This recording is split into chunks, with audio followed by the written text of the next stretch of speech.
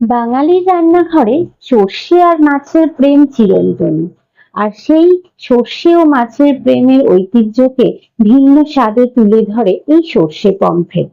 সুগন্ধি সর্ষে বাটার ঝাঁঝ আর নরম পমফ্রেট মাছের মিলনে তৈরি হয় এই সর্ষে পমফ্রেট। খুব কম সময়ে ঘরোয়া কয়েকটি উপকরণ দিয়ে এই অসাধারণ স্বাদের রেসিপিটি তৈরি করা যায়। তাহলে চলুন আর দেরি না করে শুরু করা যাক আজকের রেসিপিটি। নমস্কার, আমি রুম্পা। রান্নাঘরের সাতকাহনের নতুন একটি পর্বে সবাইকে স্বাগত।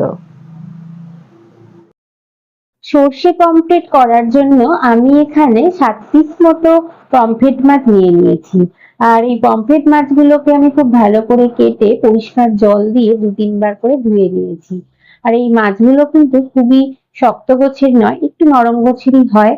আর এখন আমি এই মাছের মধ্যে সামান্য একটু নুন এবং সামান্য একটু হলুদ আর সামান্য একটুখানি লঙ্কার গুঁড়ো দিয়ে খুব ভালো করে মাছগুলোকে ম্যারিনেট করে নেব। খুব ভালো করে মাছগুলোকে ম্যারিনেট করে নিতে হবে। আর এটি একটি সামুদ্রিক মাছ, কিন্তু এর স্বাদ কিন্তু বড়ই দুর্দান্ত। আর এই সর্ষে পমফ্রেট করার জন্য আমি কিছু মশলাও একসাথে রেডি করে নিয়েছি।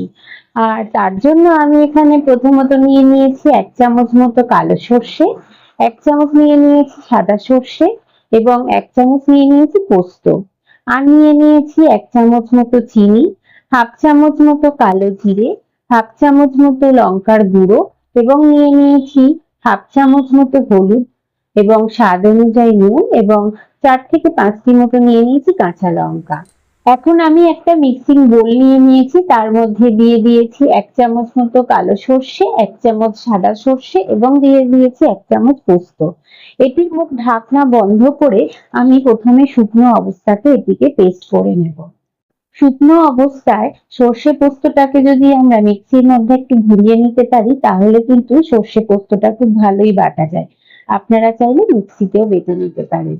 এই সর্ষে পোস্ত বাটার সময় সামান্য একটুখানি দিয়ে দিতে হয় নুন এবং একটা কাঁচা লঙ্কা দিয়ে আর সামান্য একটু জল দিয়ে আমি একটা মিহি পেস্ট বানিয়ে নেব।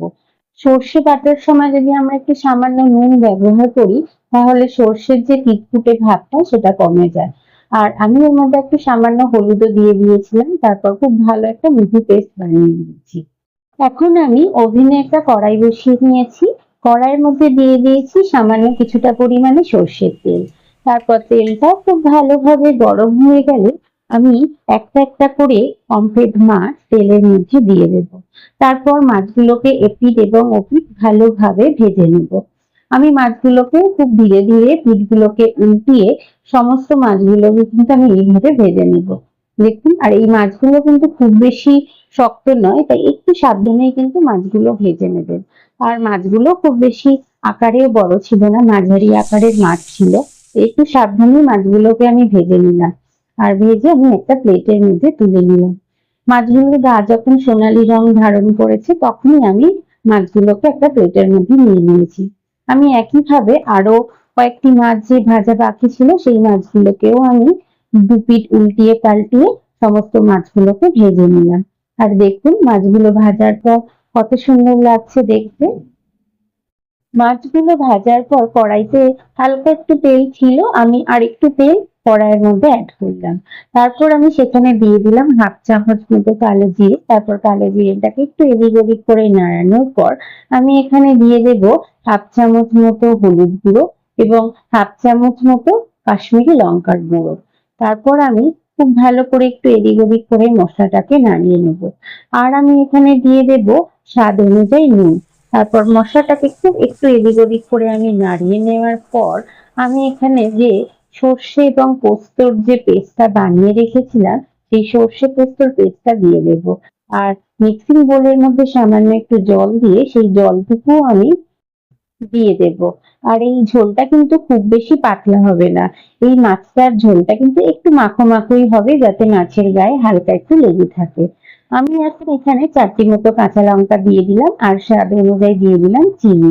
তারপর খুব ভালো করে একটু এদিক ওদিক করে নাড়িয়ে আমি এক একটা করে মাছ ঝোলের মধ্যে দিয়ে দিলাম। এই সময় আমি 5 থেকে 7 মিনিটের জন্য ঝোলটাকে হালকা আঁচে ফুটিয়ে নেব। আর এই সময় কিন্তু খুব বেশি কিন্তু মাছগুলোকে নাড়াচাড়া করা যাবে না, তাহলে মাছগুলো কিন্তু ভেঙে যেতে পারে। আমি কড়াইয়ের হাতলটা ধরে একটু এদিক ওদিক করে নাড়িয়ে সমস্ত ঝোলগুলো মাছের গায়ে লাগিয়ে নিলাম। আর 5 থেকে 7 মিনিট মতো আমি ঝোলটাকে ফুটিয়ে নিয়েছি। আর দেখুন মাছগুলো কত সুন্দর দেখতে লাগছে, এবং এটি খেতেও কিন্তু অসাধারণ স্বাদের। আর ঘরের কয়েকটি সামান্য উপকরণ দিয়ে খুব কম সময়ে কিন্তু এরকম অসাধারণ স্বাদের এই রেসিপিটি তৈরি করে নেওয়া যায়। আর এটি গরম ভাতের সাথে খেতে জাস্ট অসাধারণ লাগে। তাহলে আমার আজকের রেসিপিটি কেমন লাগলো? ভালো লাগলে অবশ্যই আমাকে একটা কমেন্ট করে জানাবেন। সেই সঙ্গে লাইক, শেয়ার এবং আমার চ্যানেলে নতুন বন্ধু হয়ে থাকলে সাবস্ক্রাইব করার অনুরোধ রইল, এবং পাশে থাকা বেল আইকনটি প্রেস করে অল নোটিফিকেশনটি অন করে দেবেন। তাহলে আমি যখনই কোনো নতুন ভিডিও আপলোড করব, তার প্রথম নোটিফিকেশনটি আপনার কাছে পৌঁছে যাবে। সবাই খুব ভালো থাকবেন, সুস্থ থাকবেন এবং কাছের মানুষকেও ভালো রাখার চেষ্টা করবেন।